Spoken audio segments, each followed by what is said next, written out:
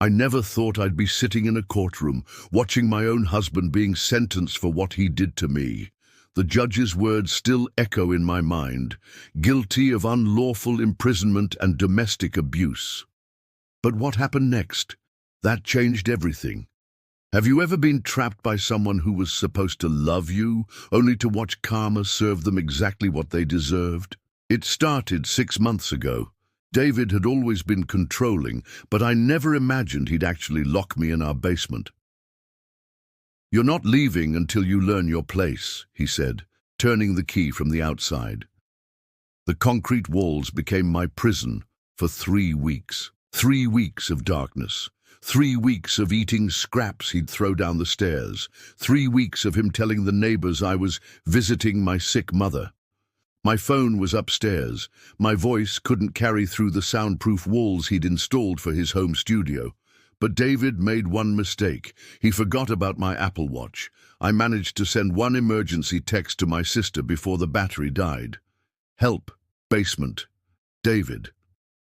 That was all she needed. When the police broke down our door, David was upstairs watching TV like nothing happened. "She's just being dramatic," he told them. "She went down there herself." The officers found me dehydrated, weak, and covered in bruises from trying to break down that door. The trial was brutal. David's lawyer painted me as unstable, claiming I had a history of attention-seeking behavior. His mother testified that I was always causing drama. His friends said I was probably lying for sympathy. But then the prosecutor played the recording. "See that Apple Watch? It had been recording voice memos every time I pressed the emergency button. Hours of me begging David to let me out. Hours of him laughing and calling me pathetic. Hours of evidence of exactly who the monster really was." The courtroom went dead silent as my voice filled the room. "Please, David, I just want to use the bathroom upstairs. I won't leave. I promise." And his voice responding, "You'll use the bucket like the animal you are." His mother's face went white. His friends looked away. Even his lawyer seemed uncomfortable. But the real shock came when the jury returned with their verdict.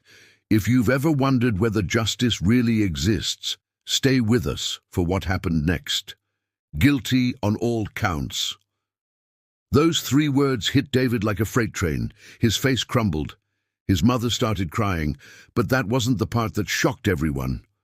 Have you ever seen someone's entire world collapse in real time? Because what happened next was pure justice. The judge wasn't done.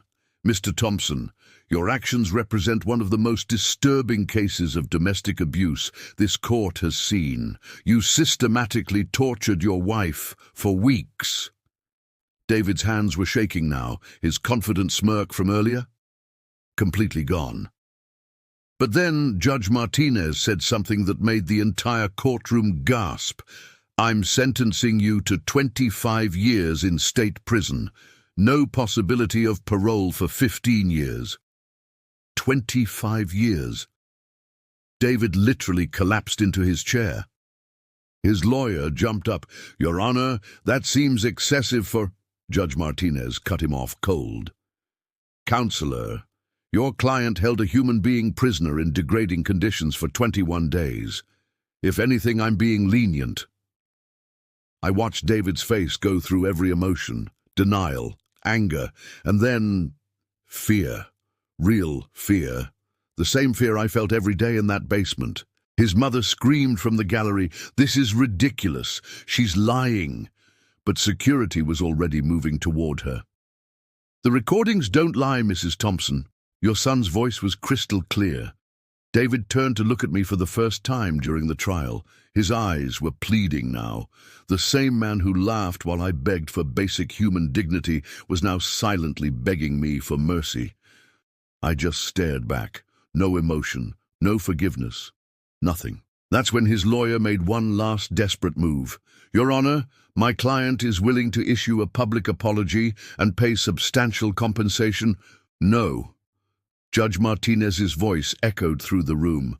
"This wasn't a mistake or a moment of poor judgment. This was calculated torture. Mr. Thompson, you will serve every day of this sentence. The bailiff moved toward David with handcuffs, real handcuffs, not the imaginary ones he put on my freedom, but actual metal restraints. Sarah, please, David whispered as they cuffed him. Tell them this is crazy. Tell them I'm not a monster. I stood up slowly. The entire courtroom was watching me. His family, his friends, the media, everyone. David, I said clearly so everyone could hear, you are exactly the monster they say you are, and now everyone knows it. They led him away in shackles. His expensive suit couldn't hide what he really was anymore. But the story doesn't end there. What I discovered about David after his sentencing, that's when things got really interesting. That night, I went back to the house that had been my prison. The police had returned David's laptop to me as part of the evidence release. I almost didn't look through it. I almost just threw it away, but something told me to check. Have you ever discovered that the person you married was hiding secrets that could destroy other people's lives? I opened his laptop, expecting to find maybe some hidden bank accounts or dating profiles. Instead, I found a folder labeled Insurance Files.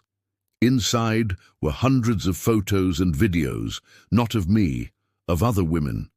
My hands started shaking as I realized what I was looking at. David had been recording other women without their consent for years.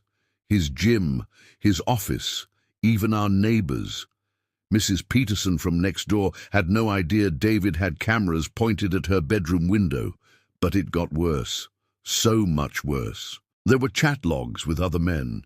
They were trading these videos like some sick collection. Check out this new neighbor footage, David had written just 2 months before he locked me up. She has no idea I can see everything from my office window. I felt sick, not just for me, but for all these women who had no idea their privacy had been violated. But then I found the folder that made my blood run cold.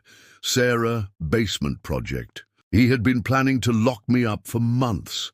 There were detailed notes about soundproofing the basement, shopping lists for locks and security cameras, even a schedule for when he'd bring me food to maintain proper health levels. This wasn't a moment of anger or a crime of passion. David had been planning to imprison me like some kind of sick experiment. The worst part, he'd documented everything. Photos of the basement construction, video tests of the soundproofing, even recordings of himself practicing what he'd say to neighbors about where I'd gone. I read his notes in his own handwriting. Day 1. Subject is defiant, need to establish dominance early. Subject. He called me a subject, like I was some lab rat in his twisted experiment. But here's what really made me angry. In his final notes, dated just 3 days before my rescue, he wrote, "Considering permanent solution. Subject shows no signs of compliance. Permanent solution." He was planning to kill me. I sat there in that house, surrounded by evidence of David's true nature, and I realized something. The 25 years he got in court, that was just for what he did to me, but all these other women deserved justice too. So I made a decision that would change everything again. I picked up my phone and called Detective Morrison, the officer who had rescued me. "Detective, I need to see you immediately. David's case just became a lot bigger than we thought." What I turned over to the police that night led to the biggest investigation our town had ever seen. But David's reaction when he found out from his prison cell, that's when he truly showed who he really was.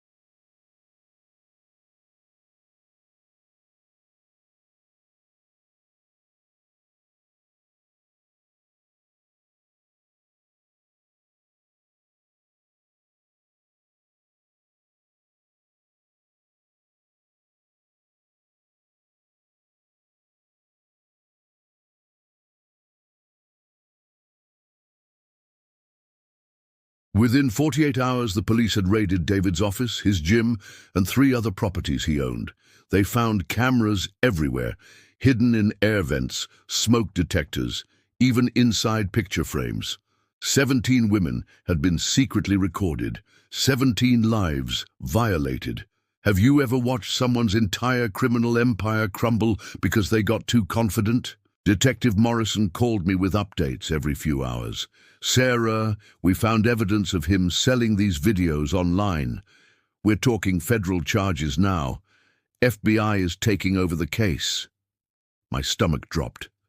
David wasn't just a sick voyeur. He was profiting from destroying women's privacy. But here's where it gets insane. David's lawyer called the prison to tell him about the new charges. And David, he completely lost it. The prison warden called Detective Morrison personally. "Ma'am, we've never seen anything like this. Your ex-husband is demanding to make phone calls to local news stations. He wants to give interviews from prison." David actually thought he could spin this. From his jail cell, he started calling reporters, claiming I had set him up. He told Channel 7 News that I had planted evidence on his computer. He said the whole basement thing was role-playing gone wrong, and that I was trying to destroy his reputation for money. The audacity was breathtaking, but it got worse. His mother held a press conference outside the courthouse. She stood there with tears in her eyes, saying her son was being framed by a vindictive wife. She claimed I was mentally unstable and had seduced David into these activities before turning on him for financial gain. The local news actually aired her statement. For about 10 minutes, some people started questioning my story again. David's friends began posting on social media about how I was clearly lying for attention. That's when the FBI released David's own recordings, not just the videos of other women, but audio recordings David had made of himself. Hours of him talking to his camera, explaining his methods for recording women without consent, describing in detail how he'd built his surveillance network, even laughing about how stupid the women were for not noticing his cameras. But the recording that destroyed any sympathy for David forever, the one where he talked about me. "The basement experiment is working perfectly," his own voice played on every news channel. "Sarah is broken now, completely compliant. I could probably keep her down there indefinitely." Then he laughed, actually laughed. His mother's press conference suddenly seemed insane. His friends deleted their social media posts. The reporters who had questioned my story issued public apologies. David tried calling more news stations from prison, but nobody would take his calls anymore. His own words had buried him. 3 weeks later, Detective Morrison called with news I never saw coming. "Sarah, the FBI wants to offer David a plea deal, but there's something they need to ask you first.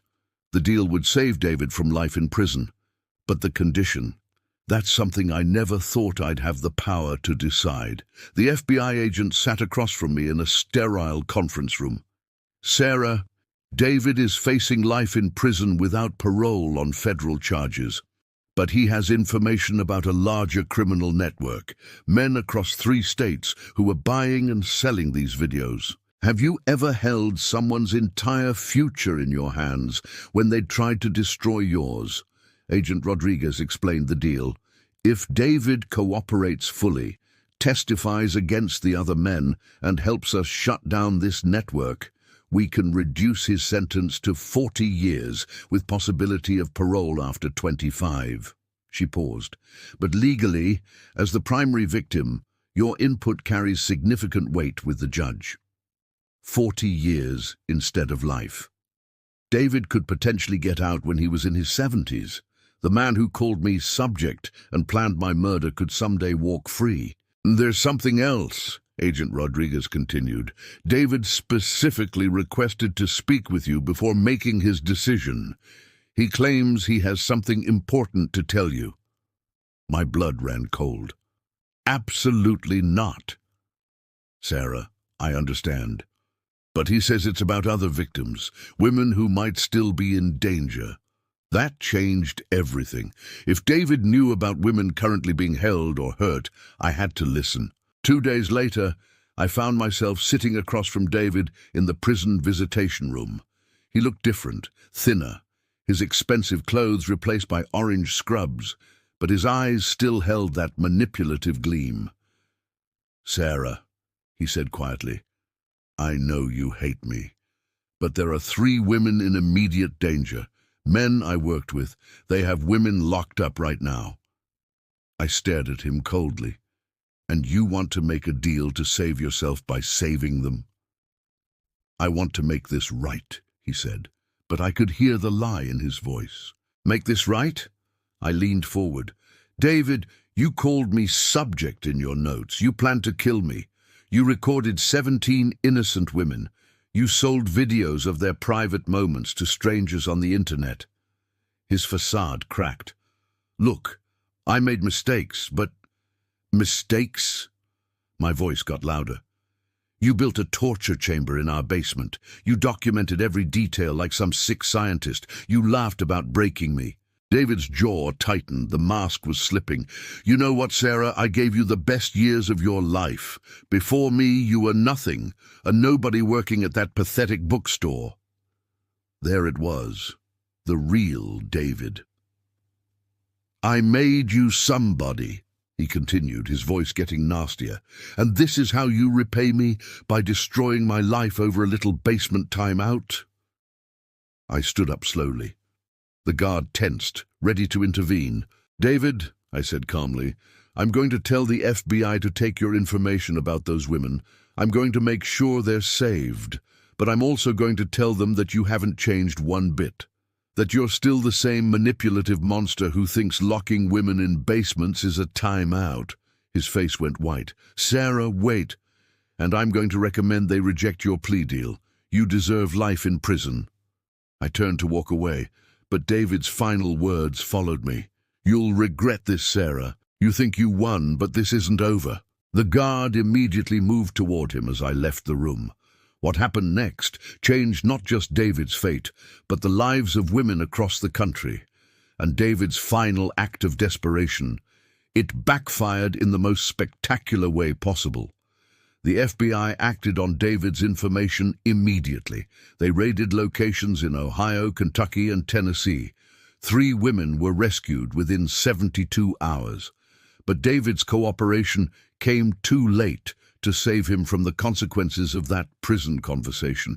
Have you ever seen someone destroy their last chance at redemption with their own words? See, what David didn't know was that our entire conversation had been recorded.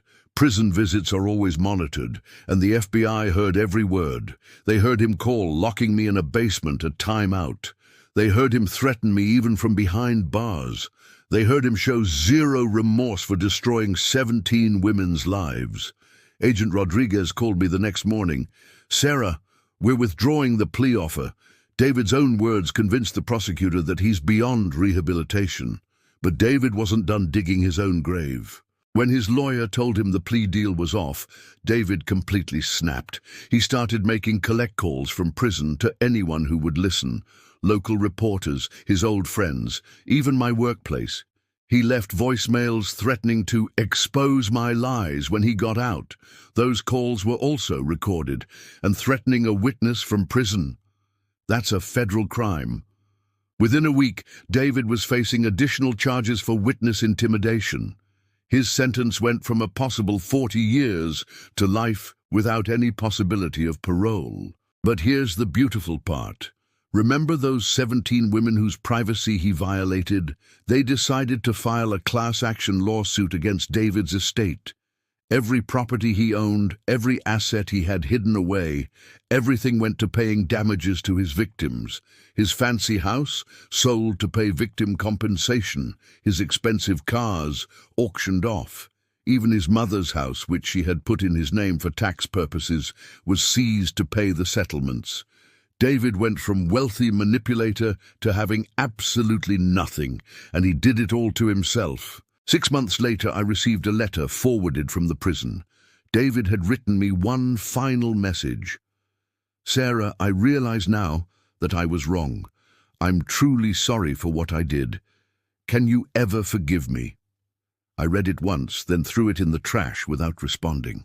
Some people think forgiveness heals everything, but some people don't deserve forgiveness. They deserve consequences. Today, I work with a foundation that helps domestic violence survivors. I've helped 12 women escape situations like mine. I've testified at 5 trials. I've turned my worst experience into something that saves lives. David will die in prison, alone, with nothing, having accomplished nothing but spreading pain and ultimately destroying himself. Sometimes people ask me if I ever think about him, if I wonder how he's doing. I tell them the truth. I don't think about David at all anymore. He's not worth the space in my head. But I do think about those 3 women the FBI rescued because of his information. I think about the 17 women who got justice and compensation. I think about the 12 women I've personally helped escape their own Davids. That's what matters. Not the monster who tried to break me, but the lives that were saved because his evil was exposed. If you've ever felt powerless against someone who hurt you, remember this. Sometimes the best revenge is simply surviving, thriving, and making sure it never happens to anyone else. Stay strong and remember, your voice matters more than you know.